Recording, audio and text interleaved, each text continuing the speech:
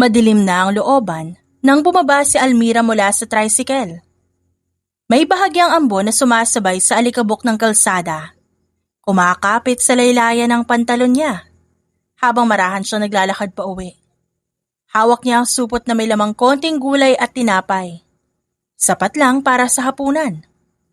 "Kuya, sandali lang." Tawag niya kanina sa driver. Nang mapansin na isang makintab na bagay na nahulog sa upuan ng tricycle. Ngunit umandar na ang sasakyan. Pinulot niya yon at isa itong credit card. Tinignan niya ang pangalan at pilit binabasa sa ilalim ng dilim ng poste ng ilaw. Kael Rowan.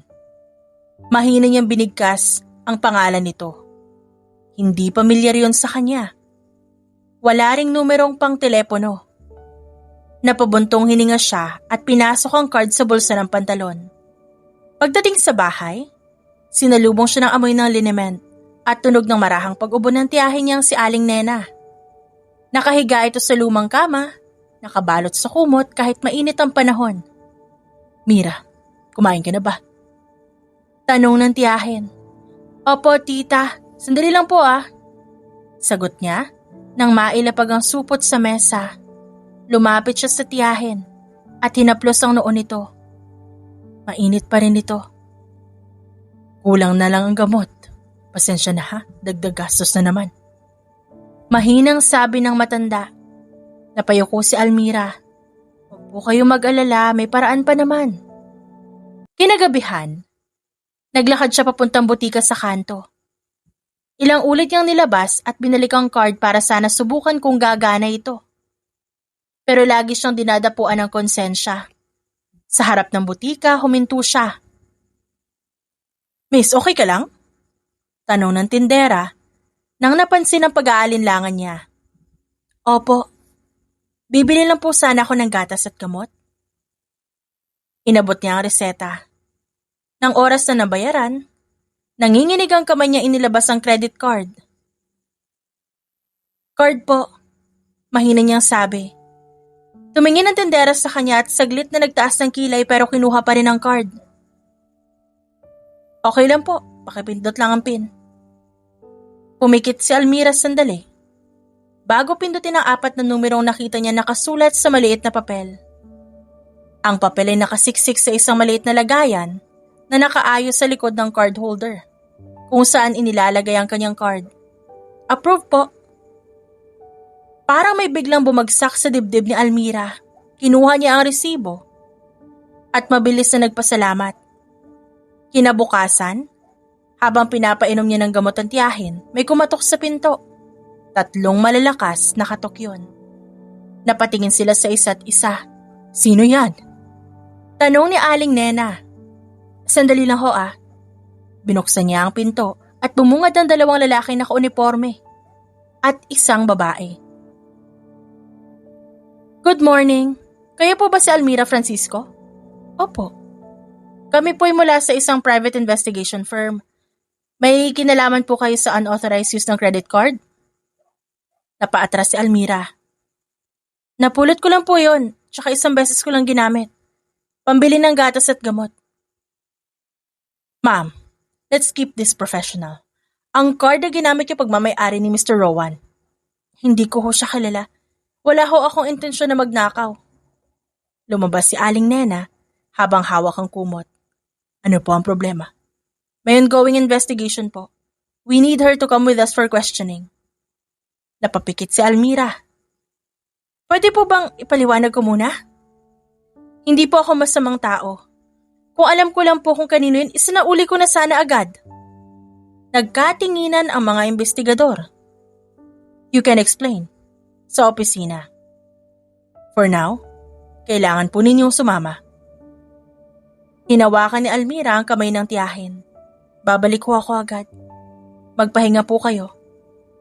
Tahimik ang loob ng opisina ng investigasyon. Nakaupo si Almira sa harap ng isang mesa na salamin ang ibabaw.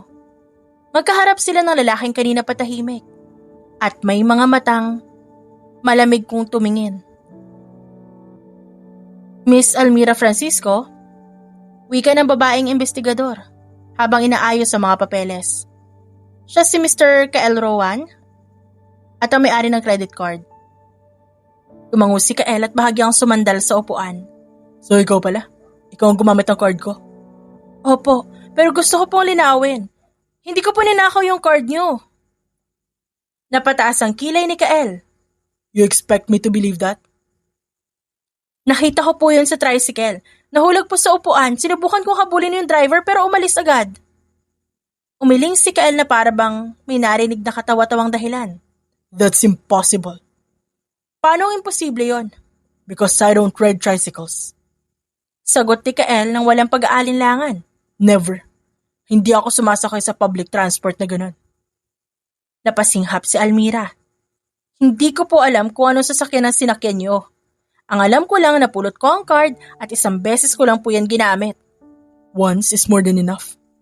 Unauthorized use is still a crime. Kinamit ko ho yun para sa gatas at gamot.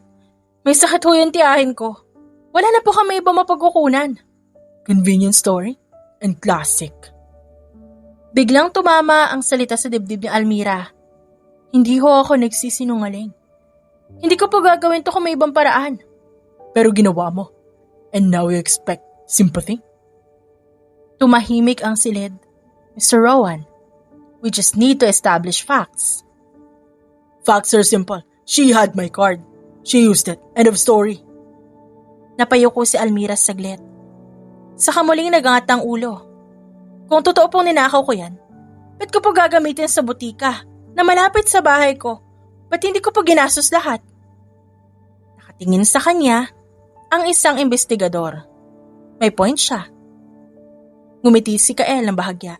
Or maybe she panicked or she wanted to look innocent. Hindi po ako ganong klaseng tao. Mariing sambit ni Almira.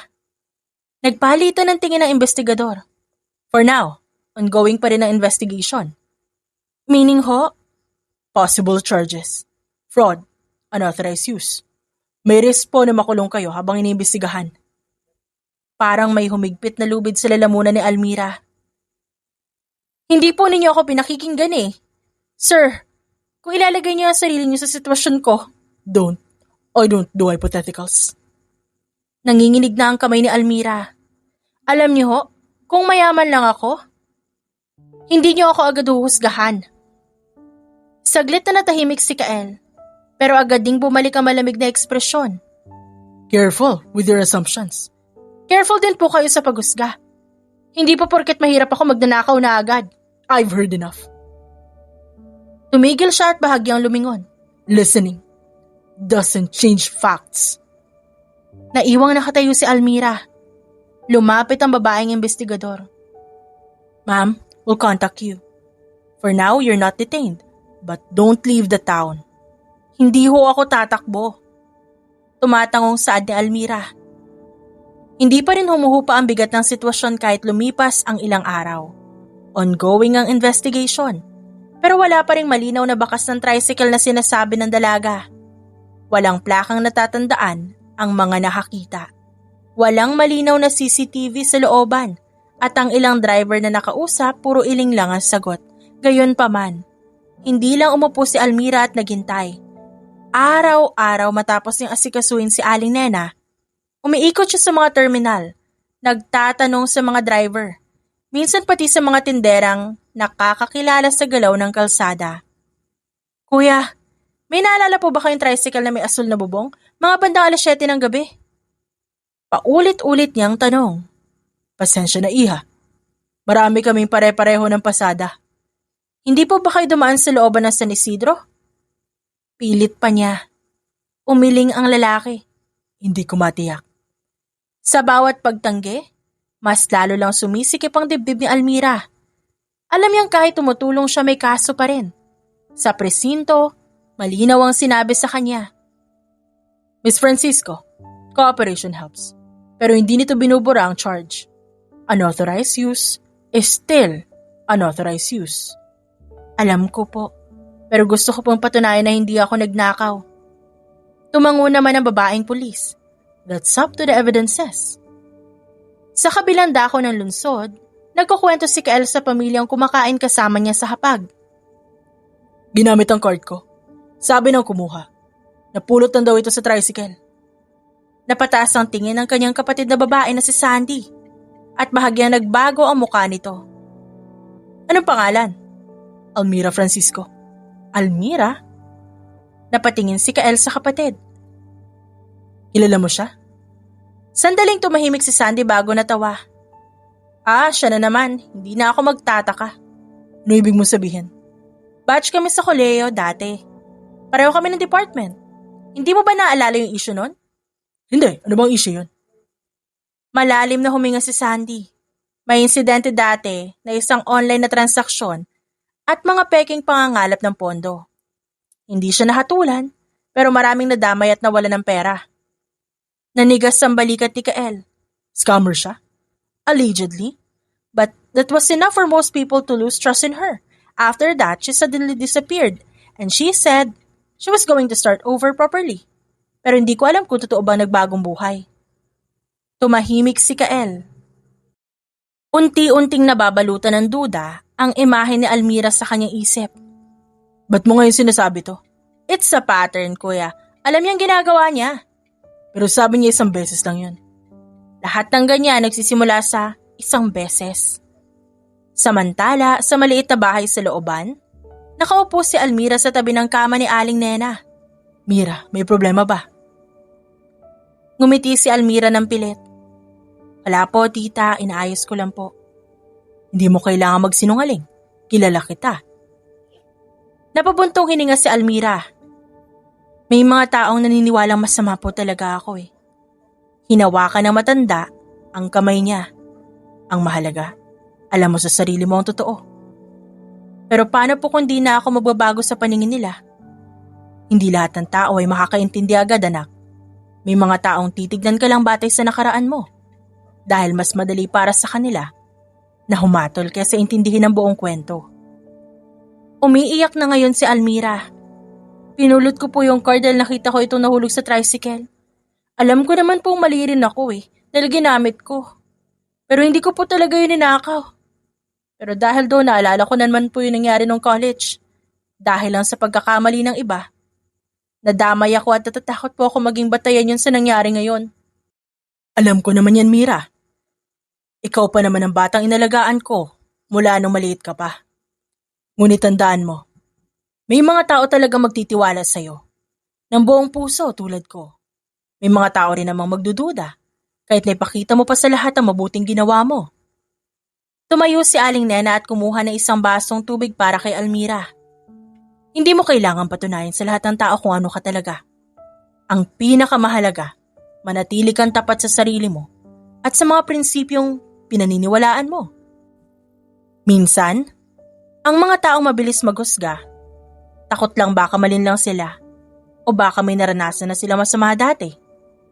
Pero paano po ako makakabangon kung lagi akong tinitignan ng may duda? Sa pamamagitan ng pagpapatuloy ng mabuting gawa, anak, baka hindi lahat makakatanggap sa iyo ulit. Pero ang bawat mabuting aksyon mo ay bubuo ng bagong pagkakakilanlan. Hindi batay sa kung ano ka noon, kung hindi sa kung ano ka ngayon. Tinanggap mo ang pagkakamali mo. At yun ay mabuti. Hindi naman tayo perpekto. Tumayo si Almira. Niyakap ang matanda. Salamat ho, tita. Hindi ko po alam kung anong gagawin ko kung wala kayo. Lagi kang merong kasama, Mira. Tandaan mo lang, ang pagbabago ay proseso. Hindi ito kailangan mangyari agad sa isang araw. Tinawagan muli si Almira para sa follow-up questioning. Pagpasok niya sa silid, nandun si Kael. Mas malamig ang tingin nito kaysa dati. May nadagdag sa impormasyon about your past. Tumaas ang baba ni Almira. Ano po impormasyon? Scam allegations. Hindi po ninyo alam ang buong kwento. So you admit there was something? May nangyari ho, pero hindi po ako magnanakaw. Hard to believe. Malamig niyang sabi. Ganun po ba talaga kadaling burahin ng tao base sa chismis? Facts matter. Kapag lumabas ng totoo, makikita niyo kung sino talaga nagsisinungaling. May ilang papel na nakalatag sa mesa katulad ng police report, sworn statements, kopya ng resibo mula sa butika. Nakatayo sa gilid ang legal officer ng firm at isang pulis na naka-assign sa kaso. Wala pa rin bakas ng tricycle. Walang CCTV, walang plate number at walang driver na umaako. Huminga ng malalim si Almira. Ibig sabihin po, kahit tumulong ako, ganun pa rin? Sa ngayon, yes. The fact remains na ginamit ang card. Sumandal si Kael. Gusto ko nang tapusin ito. This case is dragging. Tumingin ang legal officer kay Kael. Mr. Rowan, may options tayo. Pwede niyo ituloy ang reklamo hanggang sa filing ng kaso. Or pwedeng mag-settle sa level ng prosecutor. Settlement. Pwede pong restitution. Paliwanag ng legal officer. Bayaran na nagastos plus damages. Then we can recommend the lighter approach. Pero may charge pa rin kung gugustuhin ng complainant. Napatingin si Almira kay Kael. Sir, babayaran ko po lahat kahit hulugan. Huwag niyo lang ako ikulong. Hindi lang pera ang issue dito. Alam ko po, pero gusto ko po maayos to ng legal. Let's be clear. Kung itutuloy ang kaso, possible po ang arraignment. Non-bailable, kung may aggravating factors. Pero base sa records, pwede ang piyansa. Magkano po ang piyansa? Depende sa korte. Pero usually for this type of offense, may recommended amount. Napapikit si Almira. Alam niyang kahit ang salitang piyansa pa lang, ay parang pader na agad sa harap niya. Sir Kael, kung ang goal niyo mabawi ang loss at matapos na, pwede natin i-recommend ang probationary route once filed. Hindi na kailangan na matagal na proseso. So ibig niyo sabihin, may paraan para hindi siya makulong agad? Opo, sagot ng legal officer. Basta't compliant siya at walang prior conviction na magpapabigat sa kaso. Napatingin si Kael kay Almira. You're telling me, wala kang conviction? Wala po akong record. Pero may allegations. Opo, pero hindi po yun umabot sa korte. Hindi po ako napatunayan nagkasala. Tumahimik ang silid. Sa sandaling yun, hindi na credit card na nasa pagitan nila kundi desisyon. Gusto ko na itong tapusin. Ayokong pabalik-balik pa. Then we recommend bail and restitution. You sign a statement na hindi na ninyo palalalain ang reklamo. Pending compliance. Hindi ibig sabihin ito, naniniwala ako Dagdag ni Kael habang nakatingin kay Almira. Tumango naman si Almira. Hindi ko po hinihingi yon. Ang hinihingi ko lang po pagkakataon na hindi masira ang buhay ko dahil sa isang pagkakamaling ginawa ko sa desperasyon. Desperation is not a defense. Sagot ni Kael. Tumayo ang pulis. So we proceed with bailing processing. Magkano ho ulit? Ibinigay ng pulis ang halaga. Bahagyang napaurong ang balikat niya pero hindi siya umimik. May sponsor po ba kayo? Wala po, pero maghahanap po ako. I'll allow the bail process. Pero once this goes to court, I expect full compliance. Salamat ho. Mahina ngunit malinaw na sabi ni Almira. Huminto si Kael sa paglalakad. This doesn't mean I trust you. It means I'm done waiting for a tricycle that may never exist. Mula na mapag-usapan ng piyansa, parang biglang bumilis ang ikot ng mundo ni Almira. Kailangan niya ng pera. Malaki ang halaga. At kahit pagsamasamahin ng maliit na ipon, kulang pa rin. Nagbenta siya ng ilang gamit, nangutang sa kakilala, nagmakaawa sa dating employer. May mga umiling, may mga nangakong babalikan siya, pero ding umiiwas. Isang hapon, habang papalabas siya ng isang lending office na muli na namang tumanggi, may pamilyar na tinig na narinig niya. Wow, mukhang hirap na hirap ka na. Napahinto si Almira. Dahan-dahan siyang lumingon. Si Sandy yon. May kasama itong dalawang kaibigan. Anong ginagawa mo dito? Tanong niya kay Sandy. Ikaw? Anong ginagawa mo rito? Huminga ng malalim si Almira. Hindi ba dapat itanong mo yan sa sarili mo? Still the same. Kala ko nagtatago ka na. Hindi naman ako nagtago Hindi nagtago. Asar na sabi ni Sandy, habang tinitignan siya mula ulo hanggang paa. Then why did you disappear after college like you were running away? I wasn't running. I needed to start over. Start over with other people's money ba? Heard you got caught using someone's card again? Hindi yan totoo. Nakita ko lang yung card sa tricycle. Oh, please! Na-expect mo ba maniniwala kami dyan? Same old story, different day. Desperation doesn't make you take what's not yours, Almira. Choice does. Hindi ako desperado, Sandy. Hindi naman kakalat ang nangyari noon kundi dahil sa'yo eh. Ikaw ang sumira sa imahe ko, Sandy. Careful. Baka makadagdag pa sa kaso mo. Hindi ako scammer noon. Nadamay lang ako at alam mo kung bakit. Saglit na tumahimik si Sandy. Naalala mo? Yung scholarship ko. Isang reklamo lang nawala. Isang chismis tumigil ang pag-aaral ko. Don't play the victim. Sagot ni Sandy pero bahagyang pumiyok ang boses. Nagselos ka dahil nagkagusto sa akin ng ex mo kaya mo ako siniraan. Biglang nagbago ang mukha ni Sandy. Huwag mong banggitin yun. Bakit? Masakit bang marinig yung totoo? Humakbang si Sandy at halos magkadikit sila. You ruined my life.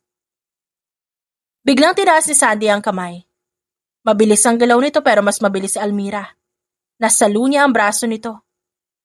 Hindi na ako yung dating tinatakot mo. Nagkagulo ang paligid. Hoy, ano to?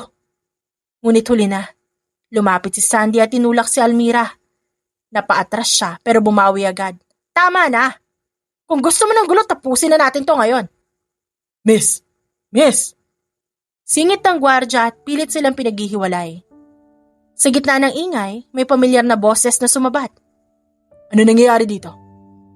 Tumigil ang lahat na makita si Kael. Sandy, step back. Kuya, siya yung nagsimula. Umiling si Kael. Enough! Tumingin siya kay Almira. Okay ka lang? Hindi sumagot ang dalaga. Yeah, sanay na ako.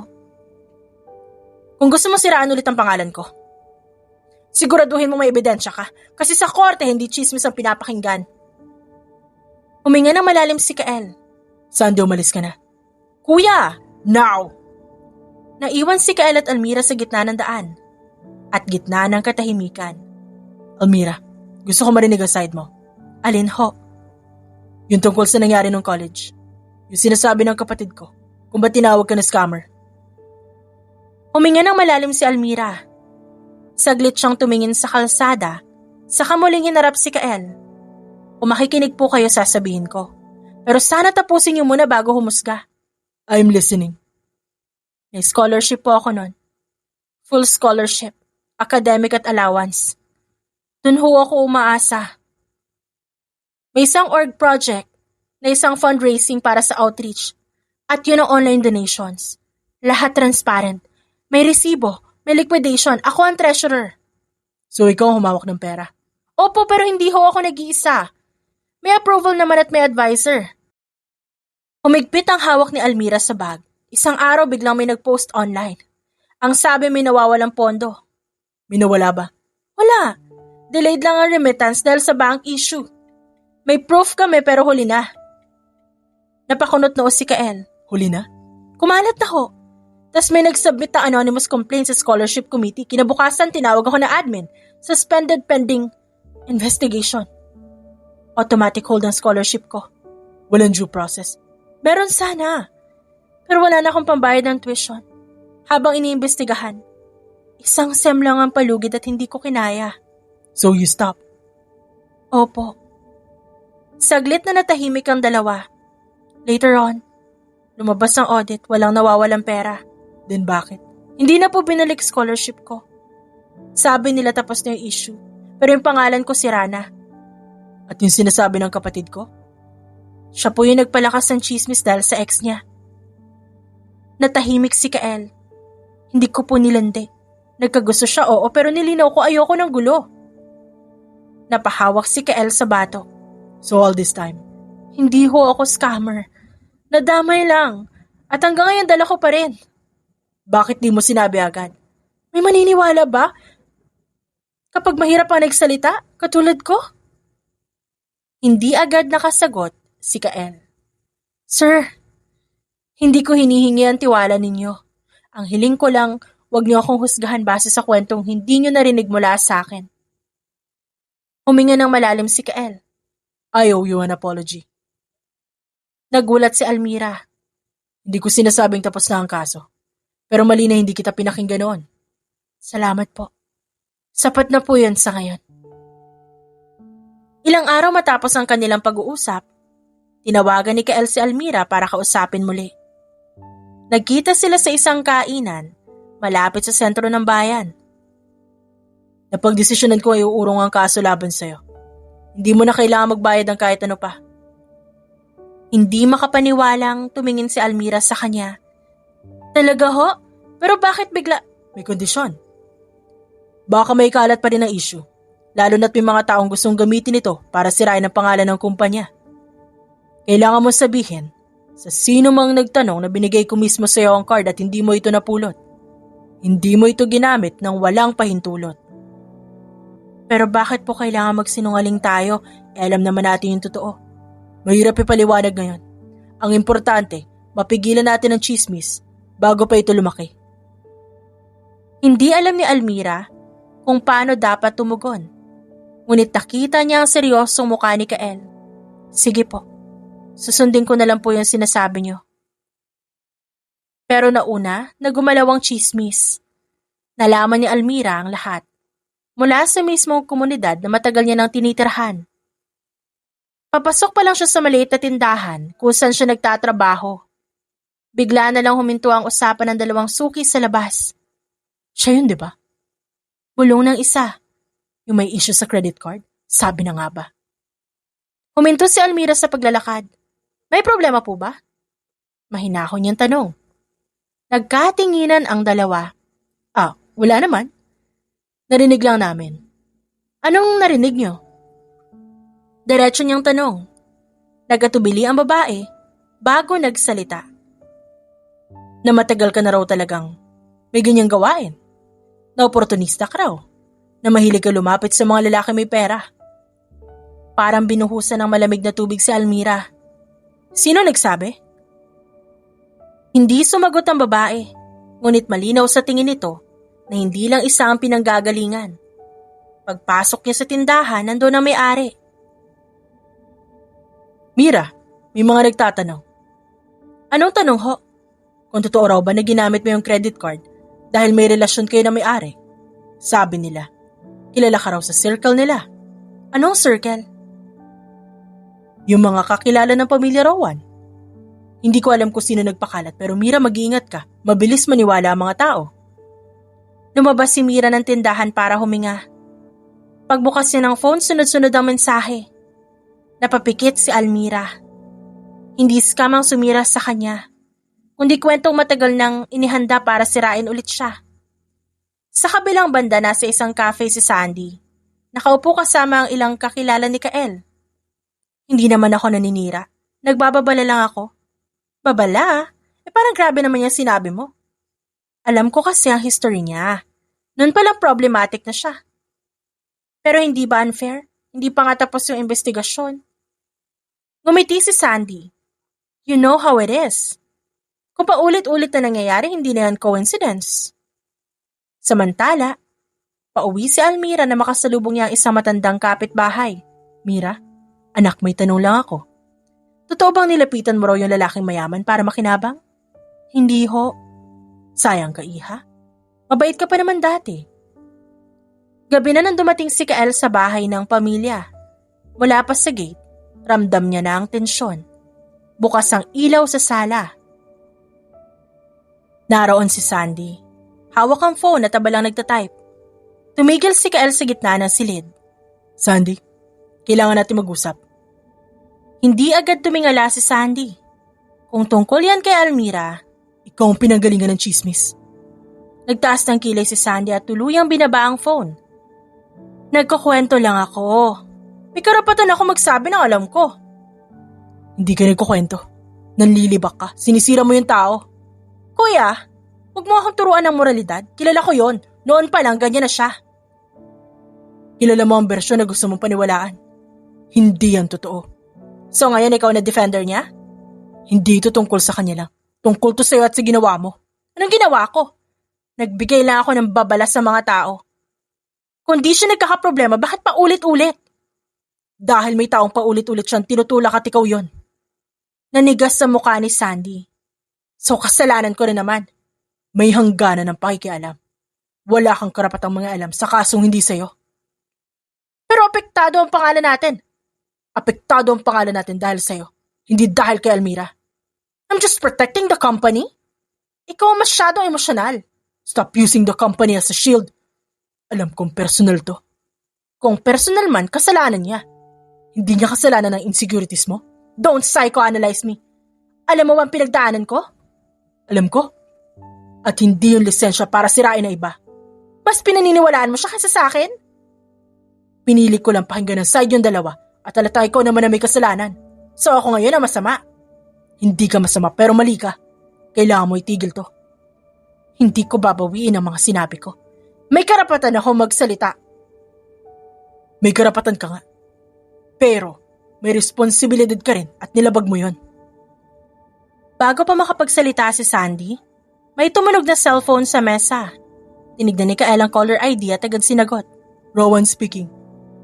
Good evening, sir. Ito po yung investigador na humahawak sa credit card case. May update na po kami. Speak. Natagpuan na po namin ng tricycle driver at may mahalagang detalye po kaming nalaman. Nanlaki ang mata ni Sandy. Anong driver? Go on. Base po sa salaysay ng driver, hindi niya napansin na may credit card sa upuan. At nakita raw niya, nahulog ito mula sa bag na isang lalaking sumakay bago si Almira. Lalaking sumabay? Opo, assistant po ninyo. Si Leo. Ano? Imposible. May CCTV po sa terminal. Kitang-kitang nahulog ang card mula sa bag niya habang nagbabayad siya ng pamasahe. Hindi niya napansin at hindi rin niya inireport na nawawala ang card.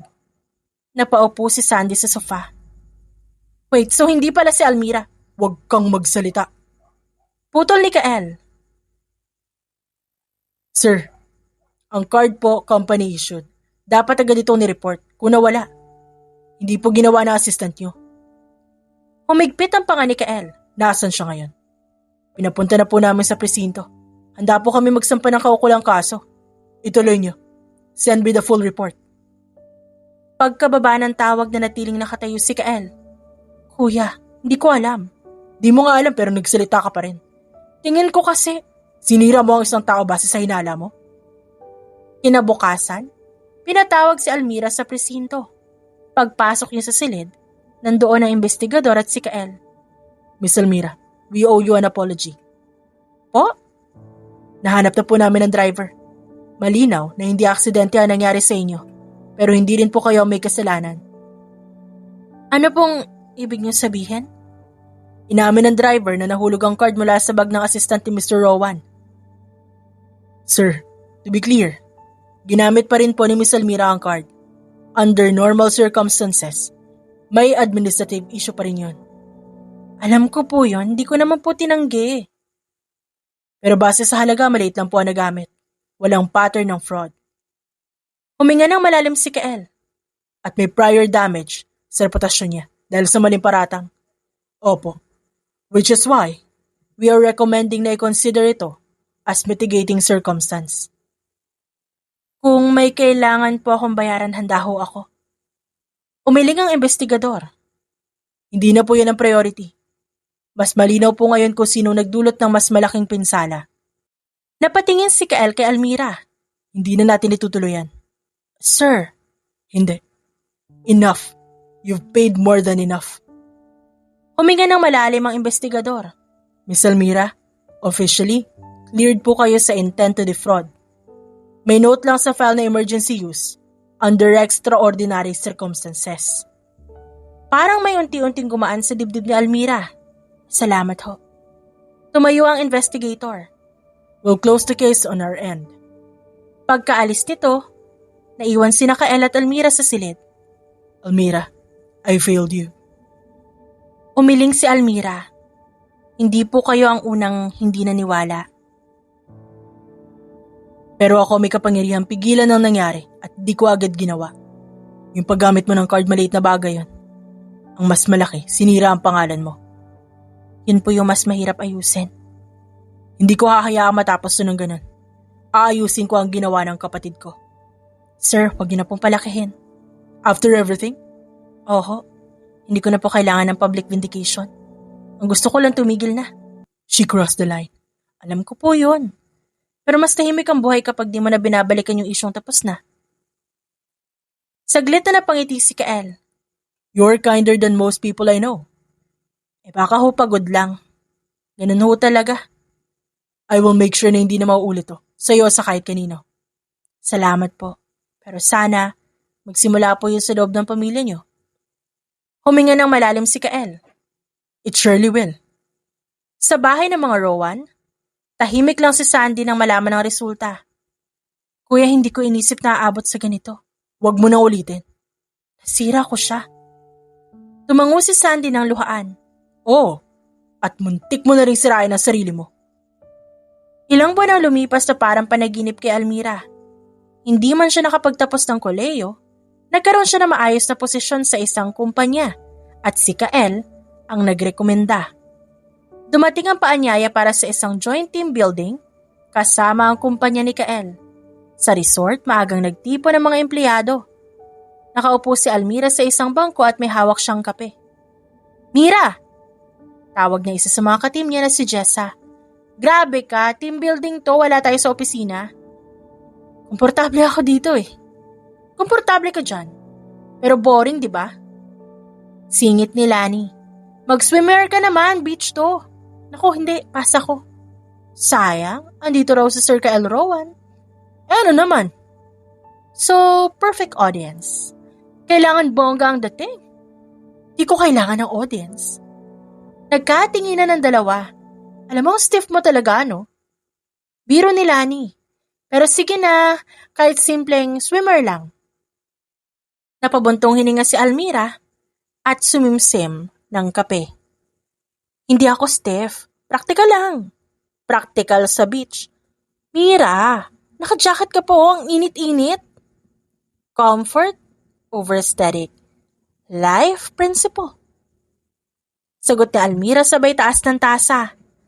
Sa kabilang banda ng resort, kararating lang ni Kael kasama ang team niya. Habang naglalakad, napatingin siya sa paligid hanggang sa makita niya si Almira. Nakatayo ito sa gilid ng pool at nakikinig sa mga kasamahan. Huminto si Kael. Sir, okay lang po kayo? Tumango si Kael. Go ahead, I'll catch up. Samantala, patuloy ang tukso sa grupo ni Almira. Mira, swear, kung ako yan, nakatupis na ako. Good for you. Hindi ako ikaw. Biglang tumahimik ang grupo nang may aninong huminto sa harap nila. Hi. Sabi ng isang pamilyar na boses. Napalingon si Almira. Sir Kael. Nanlaki ang mata ni na Jessa at Lani. Kilala mo siya? Ngumiti si Kael. We've met. Matagal na kami magkakilala. Napatakip si Lani sa bibig. Oh, okay. Almira, okay ka lang ba? Apo, nag-enjoy naman. Good. I was hoping to see you. Nagpalitan ng tingin ng mga kasamahan ng dalaga. Sabay unti-unting umatras. Sige, muna na kami. Catch up kayo Ani Jessa. Naiwan sina Almira at Kael sa gilid ng pool. Hindi ko talaga alam na invited kayo. Joint event ka, di ba? Gusto ko makita kung kumusta ka na. Ngumiti si Mira sa lalaki. Maayos na po, salamat sa recommendation. You earned it, hindi dahil sa akin. Natahimik sila sandali at pinapanood ang ibang nagtatawanan sa pool. Sorry kung na-awkward ka kanina. Sanay na ho ako sa tukso. Hindi lang nila alam ang buong kwento. They were surprised. Halata naman ho, di ba? You look comfortable. Yan po yung goal. Hindi para magpa-impress. Good. That's what I like. Mira, may games na! Tawag ni Jessa mula sa malayo. Sige, see you around, sir, ha? Kael, just call me Kael. O sige, kung yan ang gusto mo. Sige, Kael, see you around. Maingay ang paligid nang magsimula ang palaro. May sigawan, tawanan at palakpakan habang pinapaliwanag ng facilitator ang mechanics. Nakapila ang lahat sa buhangin. May hawak na colored bands para sa team assignment. Okay, listen up. Random pairing tayo. Lahat required na mag-participate. Napatingin si Almira kina Jessa at Lani. Sabay silang nagkibit-balikat. Sorry, Mira, sabi ni Jessa at kunwaring nag-aayos ng buhok. Bigla akong nahilo. Oo nga, para masusuka ako, ikaw na lang muna. Napakunot ang noon ni Almira. Ha? Kanina lang lakas yung tumawa. Ngumiti naman ang dalawa. Mira, partner mo. Huminto ang facilitator. Tumingin sa listahan, saka ngumiti ng malaki. Si Kyle Rowan. Tinukso agad sila ng mga kasama. Nanlaki ang mga mata ni Almira. Ha? Sir? Bago pa siya makapagsalita, narinig niya ang boses ni Jessa sa likod. Ay, perfect! Destiny! Sa kabilang linya, kalmado lang si Kael. Ready? Sir, pwede po bang? Kael, at hindi pwede. Bago pa siya makatanggi, hinawakan ni Kael ang pulso niya at marahang hinila papunta sa gitna. Hoy, Kael! Hindi niya na alam ang sasabihin. Tumawa ang mga tao sa paligid. Relax, masaya to.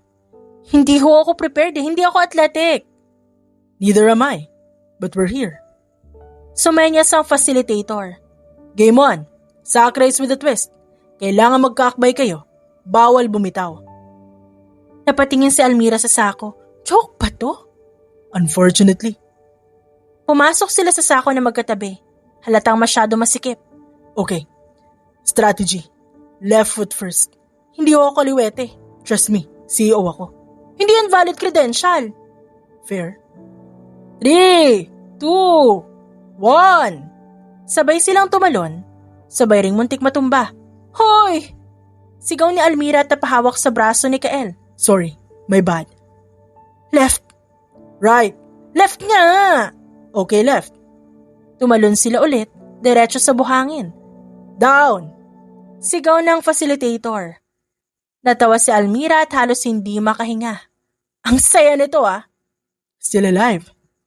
Sagot ni Kael habang humihingal. Sa gilid, at halos gumulong na sa katatawa sina Jessa at Lani. Tumayo silang muli at may buhangin sa buhok ni Kael. Nagpatuloy sila ng mabagal. Magulo pero nagtatawanan. Natalo sila pero sila ang pinakamaingay. At pagkatapos ng laro, hingal na hingal silang umupo sa gilid ng pool. Okay ka lang? Ikaw? Masaya pala Di ko to in-expect. Same. Usually tahimik lang ako sa ganito Pero bagay sa'yo tumawa. Compliment ba yan? Observation ko lang. Biglang sumigaw ang facilitator. Next game, human knot. Napamura si Jessa sa malayo. Yoko na! Tumayo si Kael. Ready? Umiling si Almira. Kung may kasalanan Hinawakan ulit ni Kael ang kanyang kamay. Come on! Sa larong yon, nagkagulo ang lahat dahil nagkabuhol-buhol ang mga braso. May natumba pa at may napasigaw. Kaninong kamay ito? Akin. Wait, hindi pala. Bakit nasa likod ng leg ko to? Ano ba to? Sorry! Sabay-sabay na sigaw ng lahat. Sa gitna ng kaguluhan, magkatitigan sina Almira at Kael at parehong tawa ng tawa. Alam mo, buti hindi ako tumanggi. Kala ko nga tatanggi ka Some things are worth joining even if it's messy. Pagkatapos ng human knot, halos sabay-sabay na bumagsak ang lahat sa upuan. Break muna, food station sa may kubo, budol fight! Napatingin si Almira kina Jessa at Lani na sabay na paangat ng kilay. Uy, ito na ba yon? Di ka pwedeng umatras free food. Lumapit sina Almira at Kael sa mahabang mesa na puno ng budol trays. May banana leaves, kanin, inihaw, hipon, pusit at kung ano-ano pa. Huminto si Kael. Teka, sabi niya habang nakatingin sa pagkain na parang puzzle. Hands only? Yes, kamay lang, walang kubyertos. Dahan-dahang tumingin si Kael sa kubyertos. I've never done this. Kahit kailan? Strict ng family ko. Wow, first time mo, no? So teach me. Sa likod nila halos magpalakpakan sa kilig sina Jessa at Lani. Teach Mira, sige na. Sigaw ni Lani. Umirap si Almira pero tumawa. Okay, relax. Ganito lang to. Kumuha siya ng kanin gamit ang kamay. Pinisil ng maayos saka bumuo ng maliit na bola. Hindi dapat masyadong madiin tapos isasabay mo sa ulam. Ginaya ni Kael nang masyadong maingat. Masyado kang polite, hindi yan surgical procedure. Sorry, but I'm trying, look. Okay, ganito. Hinawakan niya ang kamay ni Kael sandali at inayos ang galaw ng daliri nito. Ay! Gumaganon. Sabay na sigaw ni Jessa at Lani. Agad binitawan ni Almira ang kamay ni Kael. Focus. Kain. Sumubos si Kael at napakurap siya. This is good. Habang kumakain sila, may kumuha ng hipon at inilapit kay Kael. Try mo to. Kinuha ni Kael ang hipon pero imbis na kainin, inilapit niya ito kay Almira. Here. Nanlaki ang mata ng dalaga. Anong ginagawa mo? Subuhan ka. Ganito 'di ba? Sharing. Naghiyawan ng dalawang chismosa sa likod. Kael, lahat kami nanonood, Mira. CEO yan, wag mo yan i-reject. Napatingin si Almira sa paligid.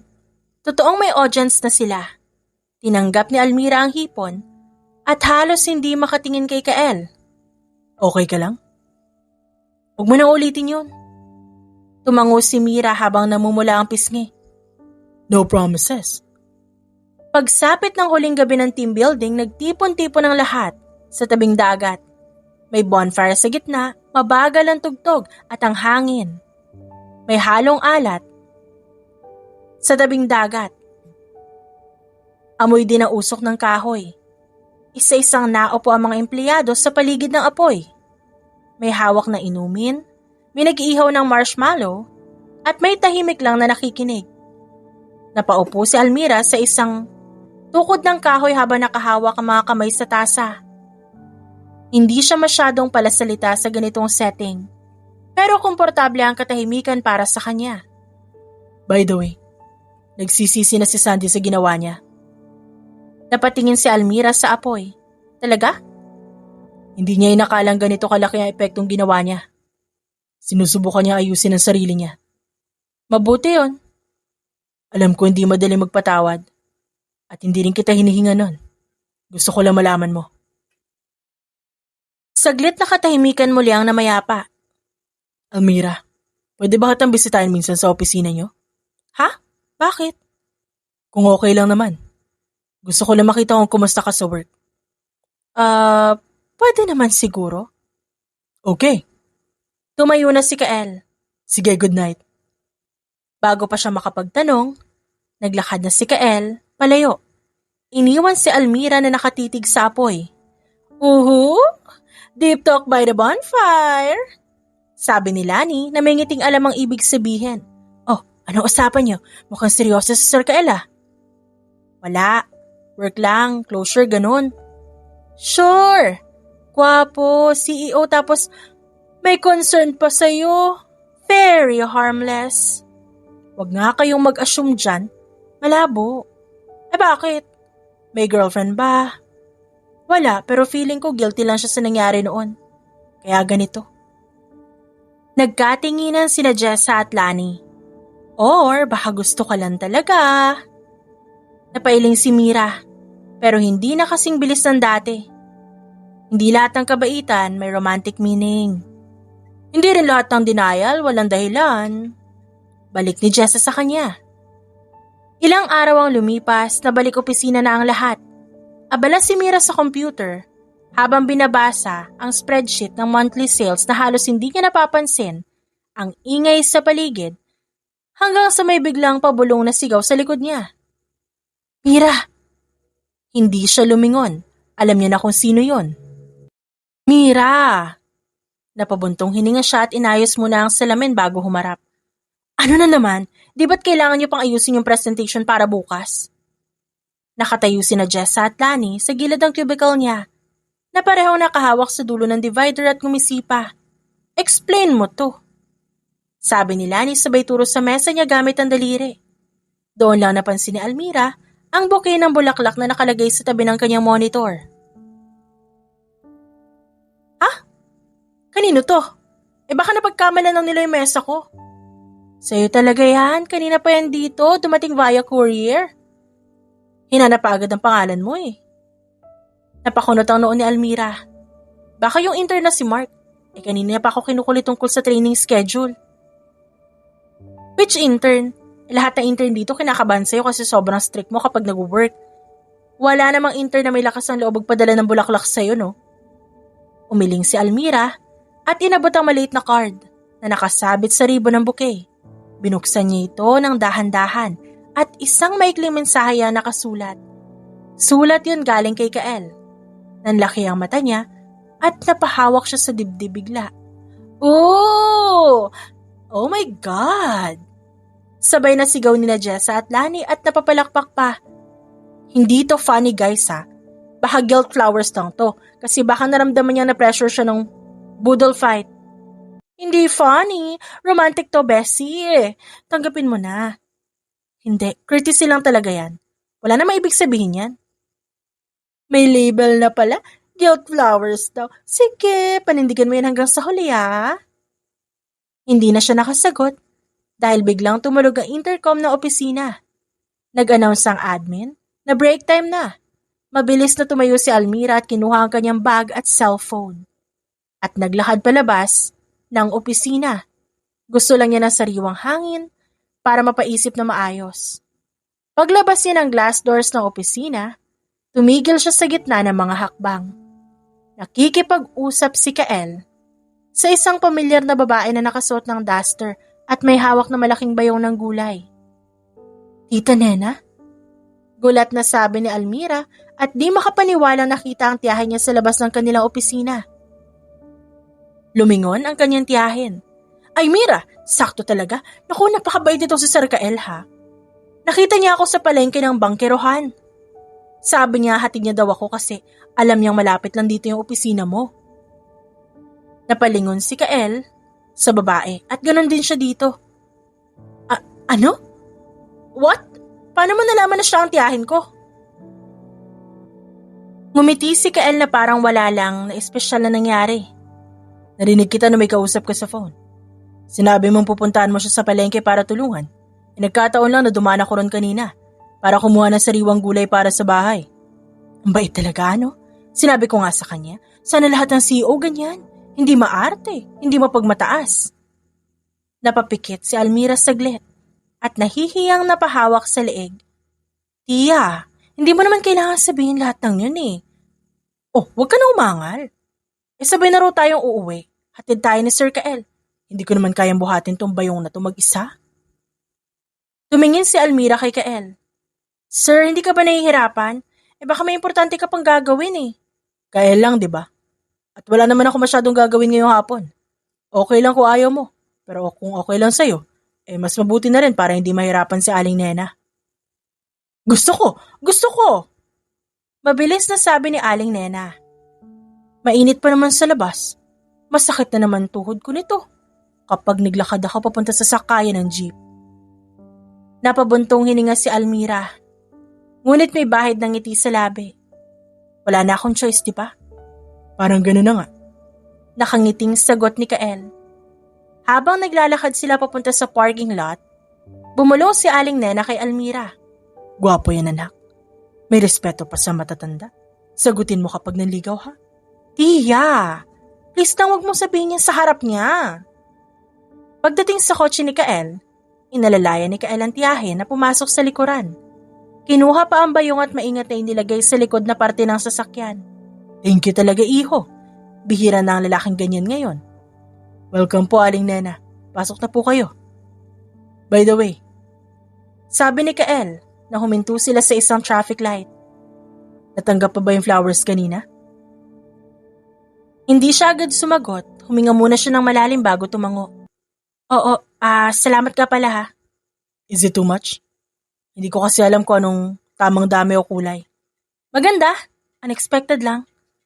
I'll take that as a good sign. Sa likod, ngumiti si Aling Nena. Naku, bagay talaga kayo, parang sinihan lang to ah. Napapikit si Almira, ngumiti rin sa sarili niya. Sa kabila ng inis at hiyang nararamdaman, May isang bagay na hindi niya kayang itanggi. Hindi na aksidente ang paglitaw ni Kael sa buhay niya. At mas lalo na hindi na simpleng guilt lang o kabaitan ang dahilan ng lahat ng yon. Nagkita sila ni Sandy sa isang maliit na cafe, malapit sa opisina ni Almira. Nauna si Almira, may hawak siyang hot Americano sa isang simpleng ceramic cup at nakaupo sa sulok na mesa malapit sa bintana. Nang pumasok si Sandy, agad niyang napansin ito. Hi. Maingat na bati ni Sandy. Huminto pa siya na ilang segundo bago lumapit. Para bang natatakot na baka bawiin ni Almira ang pagpapahintulot na makausap siya. Hi, upo ka. Umupo si Sandy sa tapat niya at inayos ang bag sa kandungan bago tumingin sa mesa hanggang sa dumating ang order ni Sandy na hot chocolate. Alam kong wala akong karapatang humingi ng oras mo. Lalo na't matapos ng lahat na nangyari. Okay lang.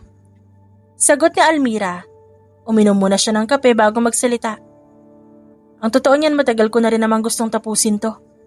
Ayoko nang dalhin pa ito hanggang sa susunod na taon. Napayuko si Sandy at mariin na tumikhim. Sorry, mali talaga yung ginawa ko. Hindi ko inisip kung paano ko maapektuhan. Kung gaano kasakit para sa'yo. Lahat ng sinabi at ginawa ko.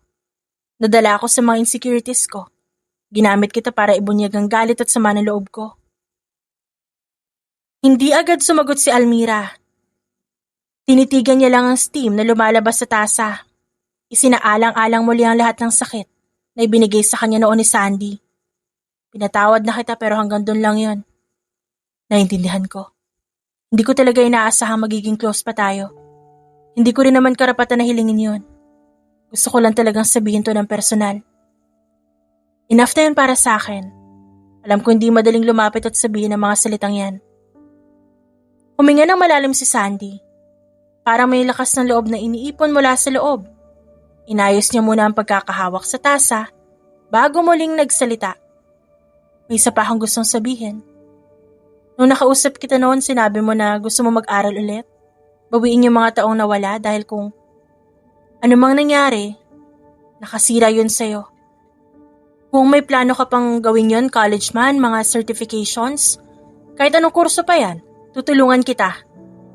Nanlaki ang mga mata ni Almira. Hindi niya talaga inaasahang maririnig yun mula kay Sandy. Ano? Hindi ako makapaniwala. Hindi ito para gumaan lang ang loob ko o para hilingin ko makabawi sa lahat ng ginawa ko para sa'yo. O hingin yung pagpapatawad mo. Gusto ko lang na itama kahit konti yung mga nasira ko. Alam ko hindi ko yun mababawi sa mga nangyari. Lalo pat ilang taon na nagdaan. Pero pwede naman akong tumulong para sa mga bagay na pwede mo pang gawin. Matagal na ni Almira pangarap na makapag-enroll ulit sa isang short course sa business management. Pero hindi niya kayang ituloy dahil sa mga gastusin sa bahay at sa tiyahin niya. Hindi niya talaga inaasahang darating ang ganitong pagkakataon, lalo na mula sa isang dating kaaway. Hindi mo naman obligasyon yan eh. Hindi mo kailangan gawin to para sa akin. Alam ko. Pero gusto ko. May savings ako at alam kong hindi ako makakapag-move on kung hindi ko man lang matulungan ka sa abot na makakaya ko. Gusto ko lang maabot mo yung gusto mong makamit. Ilang segundo pa ang lumipas bago nagsalita si Almira. Hindi ko talaga inaasahan na maririnig ko yan mula sa'yo. Pero salamat ha. Talagang maraming salamat. Umiti si Sandy. Ngayon, nangingilid na talaga ang luha sa mga mata ng dalaga. Pero hindi niya na pinigilan pa. Yun lang ang gusto ko marinig. Salamat. Sapat na yun para sa akin. Tumayo si Sandy. Makalipas ang ilang sandali, kinuha ang kanyang bag. Kanina pa rin silang dalawa tahimik lang matapos ang usapan. Parang pareho silang nakahinga ng maluwag. Ingat ka, and I really wish you well, Mira. Sana makamit mo lahat ng pangarap mo. Salamat, ikaw rin, Sandy. Isang hapon matapos ang trabaho, hinintay niya si Kael sa parking area. Lumabas na si Kael mula sa opisina, hawak ang bag at susi ng kotse nang mapansin siya. Kael. Huminto si Kael at agad humarap sa kanya. May problema ba? Huminga ng malalim si Almira at pinisil ang kanyang kamay sa loob ng bulsa ng blazer para pigilan ang pangangalay. Gusto kong malinawan. Ayoko na mag-isip at gumawa ng mga haka-haka. Ano ba talaga meaning ng mga ginagawa mo? Yung bulaklak, yung paghatid kay Tita Nena, yung mga simpleng mensahe tuwing umaga. I like you. At hindi na nga nagkunwari pa si Kael. Alam ko may hesitation ka. I can see it sa mga mata mo tuwing magkikita tayo. Kaya hindi kita minamadali. Hindi ko gustong pilitin kang gawin ng mga bagay na hindi ka pa handa. Saglit siyang tumigil. Huminga ng malalim bago magpatuloy. I'll give you all the time you need. Think about it. At kung gusto mo, kung handa ka na o hindi pa, hindi kita pipilitin. Hindi kita kukulitin kung sasabihin mong ayaw mo. Basta alam mo lang na totoo lahat ng sinasabi ko. Thank you. Sa pagiging honest mo. Hindi ko inakala na maririnig ko yan mula sa'yo, pero masaya ako na sinabi mo. So can I court you properly? Pwede. Namumula ang pisngi na sagot ni Almira. Habang lumilipas sa mga linggo, hindi lang si Kael ang unti-unting naging malapit kay Almira. Si Sandy rin. Madalas sila magkita sa Maleta Cafe na una nilang pinag-usapan. Minsan tungkol sa trabaho, kung may mga bagong proyekto o kailangan ng payo tungkol sa mga gawain. Minsan naman tungkol sa buhay, mga pangarap na gusto nila maabot o mga problema na kailangan malampasan. Wala nang tensyon sa pagitan nila, wala nang sumbatan o masasamang salita. Habang nagkakape si Sandy at nagkukwento tungkol sa isang bagong kainan na nakita nila, bigla itong tumahimik at nagsalita. By the way, I'm not against it. Against saan? Sa bago kong plano na mag-enroll sa short course? Hindi yun. Kung magkakatuluyan kayo ni Kuya Kael, actually I think bagay kayo. Nagulat si Almira. Hindi niya inakalang maririnig yun mula kay Sandy. Talaga? Hindi ka ba nasasaktan o may sama ng loob? Yeah. Nakikita ko kasi kung paano kanya tingnan. Iba yun sa paraan ng pagtingin niya sa ibang tao. And you make him lighter. Dati kasi medyo seryoso at tahimik lang siya palagi, pero ngayon, nakikita ko mas nagiging buhay siya tuwing kasama ka. Napangiti si Almira at bahagyang nahihiya habang hinahaplos ang gilid ng kanyang tasa. Di ko pa alam kung saan pupunta to, Sandy. Sinabi ko naman sa kanya na slow lang muna. That's okay. Hindi naman lahat kailangan ng certainty agad. Minsan mas maganda pa kung hinahayaan mo lang itong lumago ng dahan-dahan, para sigurado kung totoo at matibay. 2 taon ang lumipas. Matapos sa ilang buwan ng pagiging magkasintahan, tinanggap ni Almira ang alok na magtrabaho sa isang malaking international na kumpanya sa Makati. Matalino siya dahil nakapagtapos ng kursong business management sa isang kilalang universidad habang nagtatrabaho. At sa murang edad, naging isa na siyang senior analyst na kinikilala sa larangan ng industriya. Si Kael naman, hindi na lang CEO ng dati nilang kumpanya. Kasama na rin siya nagtatakda ng mga estratehiya para sa pagsasama-sama ng kanilang negosyo sa mga dayuhang partner. Isang gabi nung nakaraang buwan, habang nagdi-dinner sila sa isang maliit na rooftop restaurant sa Davao, iniharap niya kay Almira ang isang maliit na kahon na may singsing. Marami ako natutunan mula sa iyo, Mira. Hindi lang tungkol sa trabaho, kung sa kung paano mamuhay ng simple, kundi tungkol sa pagiging totoo at pagmamahal na walang kondisyon. And I want to spend the rest of my life with you. Will you marry me? Hindi na nakapagsalita si Mira. Iyak na lang sa tuwa ang lumabas sa kanya habang tumatango ng paulit-ulit. Ngayong araw, kaarawan ni Kael, bumili si Almira ng mga pagkain at inayos niya ang kanilang bagong bahay sa Taguig. Inilagay niya ang malaking cake sa gitna ng mesa kasama ang mga paboritong ulam ni Kael na adobo, sinigang na baboy at crispy pata. Mga 6:00 ng gabi, nang makarinig sila ng katok sa pintuan, agad na inayos niya ang damit at buhok bago buksan ang pinto. Surprise! Sigaw niya na makita si Kael na may dalang malaking buke ng roses na pula. Ngumiti ng malaki si Kael at ibinigay ang bulaklak sa kanya bago siya halikan sa noo. Wow, babe. Ang ganda ng bahay. Kala ko ba wala kang plano? May work ka pa naman ngayon, di ba? Umuwi ako na maaga. Upo ka na muna dyan, may bibigay ako sa'yo. Ha? Ano yun? Di mo naman sinabi may regalo ka pa. Basta ikaw kasama ko, sapat na yun sa akin. Hindi lang yan. Buksan mo to. Binuksan ni Kael ang kahon. Nandoon ang isang maliit na larawan ng isang sonogram. Ang larawan ng kanilang unang anak. Mira, is this real? You're pregnant. Oo, mahal. 2 buwan na. This is the best birthday gift ever. I can't believe it. Magiging tatay na ako. Hinawakan ni Kael ang tiyan ni Almira ng dahan-dahan na parang natatakot na masasaktan nito. Kaya pala lagi ka nahihilo at gusto mong kumain na maasim. Nitong mga nakaraang linggo napapansin ko yun ah. Kala ko lang dahil sa stress mo sa trabaho. Hindi lang yon. Minsan gusto ko rin ng tsokolate or cake kahit di naman ako mahilig sa matamis. Sabi ng doktor, normal lang yun sa mga buntis. Mira, thank you. Thank you for this gift. I don't know how I'll ever repay you for this. Di mo naman kailangan bayaran eh. Ang mahalaga, kasama kita sa bawat akbang. Alam mo naman magiging mabuti kang ama. Alam ko yon. Alam mo rin yun sa sarili mo.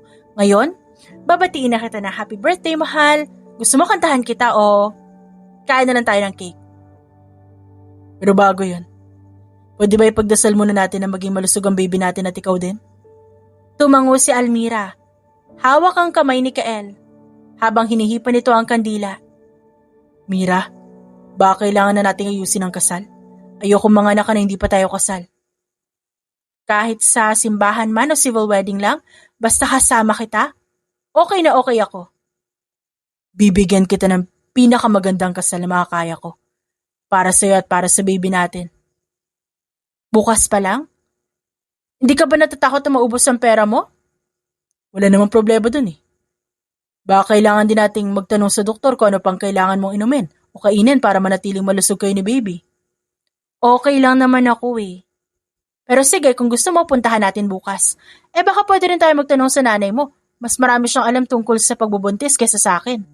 Oo nga pala.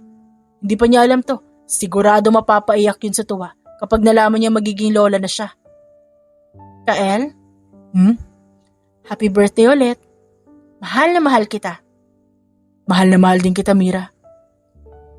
Huwag agad humusga kundi pa alam ang buong kwento. Ang isang pangyayari, may maraming anggulo at madalas ang nakikita o naririnig natin, maliit na bahagi lamang ng kabuuan. Kapag nagpadala tayo sa unang impresyon o chismis, madali tayo makasakit ng taong walang pagkakataong ipagtanggol ang sarili. Mas mabuting manahimik kaysa maging bahagi ng pagpapakalat ng kwentong makakasira sa kapwa. Ang salitang binibitiwan ng walang sapat na kaalaman, talagang maaaring magdulot ng pangmatagalang pinsala. Mabuti na lang at nairaos ni Mira ang lahat sa tulong ni Kael. Ang kanyang asawang may mabuting puso at mabuting pagkatao. Masaya na si Mira sa lahat na nangyari sa buhay niya. Masaya siyang namumuhay kasama ang asawa na mapagmahal at maalaga. Habang ipinagbubuntis niya ang kanilang unang supling at talagang wala na siyang mahihiling pa. Ito ang pangarap niya at tinutupad iyon ni Kael nang walang halong reklamo. Siya na ang pinakaswerte sa buong mundo. At nagpapasalamat siya sa may kapal sa lahat ng biyayang natanggap niya. The end.